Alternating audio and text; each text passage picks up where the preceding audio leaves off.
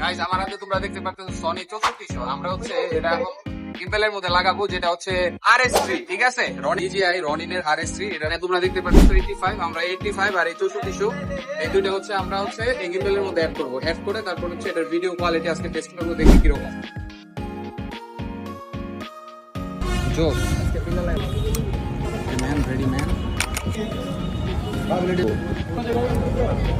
আমরা কিন্তু এই 6400 যে ক্যামেরাটা আছে এটা কিন্তু এই RS3 গিম্বলের মধ্যে কিন্তু আমাদের কোনো কেবলের প্রয়োজন নাই।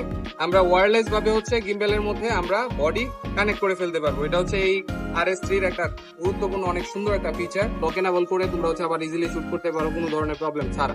এখন এটা ক্যালিব্রেট করার পরে তোমাদেরকে আমরা পরবর্তীতে এটা দিয়ে শুট করে তোমাদের ভিডিওগুলো শেয়ার করবো।